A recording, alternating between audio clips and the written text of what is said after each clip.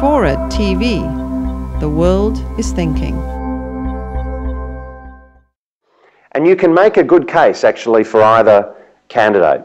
The case for McCain starts with the fact that the Republicans usually have an advantage in the Electoral College, that Republican votes tend to be spread out more evenly across states, so they have fewer wasted votes than the Democrats. The Democrats often rack up huge majorities in states like California and Illinois and New York, which don't really help them because they're going to get all the electoral votes from that state anyway. So there's an inbuilt advantage for the Republicans. McCain, I think, is the best possible candidate they could have pre-selected they could have nominated out of that range of candidates. He's an interesting guy, he's funny, he's strong on national security, but he's different from George W. Bush, very different on Guantanamo and torture and other sort of hot button issues. Another argument is the Republican attack machine, because they do this stuff better than the Democrats, even better than the Clintons. And there's probably a lot in Obama's record and in his past that they can use.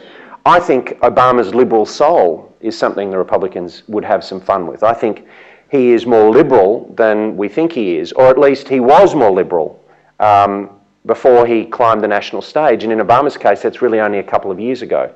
He has a very liberal voting record, and that's something that they can have some fun with. There may well be more Reverend Wright type issues to do with people that he's consorted with. There's always the possibility of another national security crisis, another terrorist attack on the US homeland or something in that order. And finally, there's this issue of democratic infighting. How much is the current slugfest hurting the Democrats and helping McCain? Certainly, if you look at something like the 3 a.m. red phone ad, you'd have to say, even if Senator Clinton had an argument that she was better qualified to pick up that phone than Senator Obama, McCain can certainly say that he's much better qualified than either of them, and that may well be an ad that he runs himself in the general election. So there's an element, I think, where he's building a national organisation and picking up his polling and so on while Clinton and Obama are fighting it out. I think there are some question marks actually about this analysis, and maybe that's something we can come back to in Q&A, but probably at this stage you'd say that the Democratic fight is helping the Republicans. So that's not a bad case. I think myself that the case for Obama winning is a little bit more compelling, although it's close. It's nothing like, I think, the weights on the Clinton-Obama race. The case for Obama starts with the systemic arguments, the sort of the big where is America up to question. If you look at the number of Americans who identify as Democrats and Republicans, 36% in March identified as Democrats and 27% as Republicans. And the Republican number is 6 points lower than in 2004, and it's the lowest number in 16 years.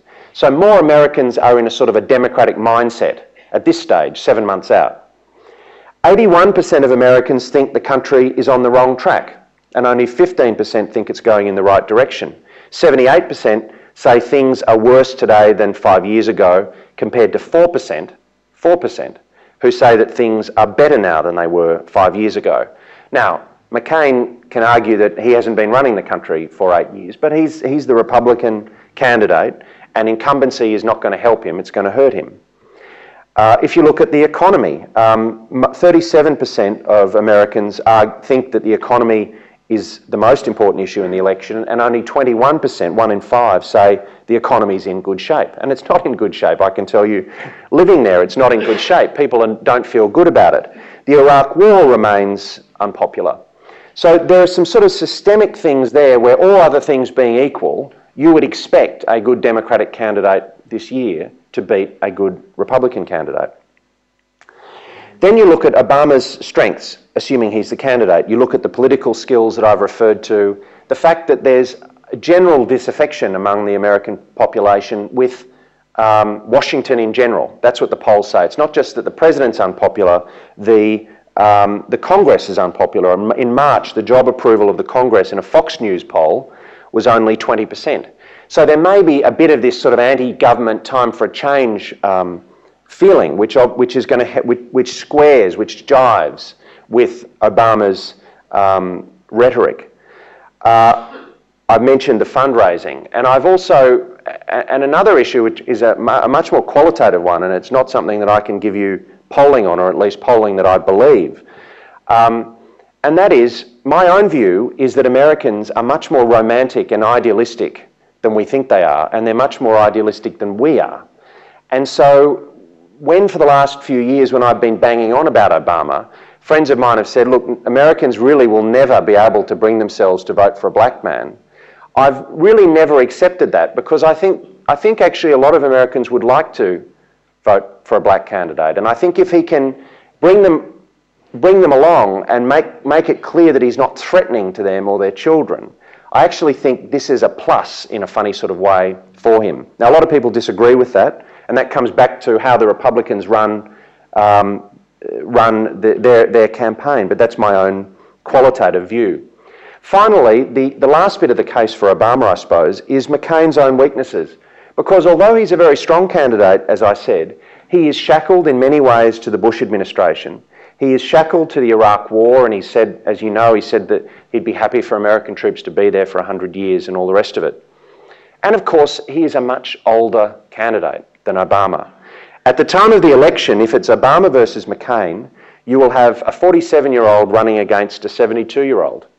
McCain would be 76 by the end of his first term, and he'd be 80 by the end of his second term if he were to take one. So there's a question mark both how Americans are going to react to that. They've elected old men in the past.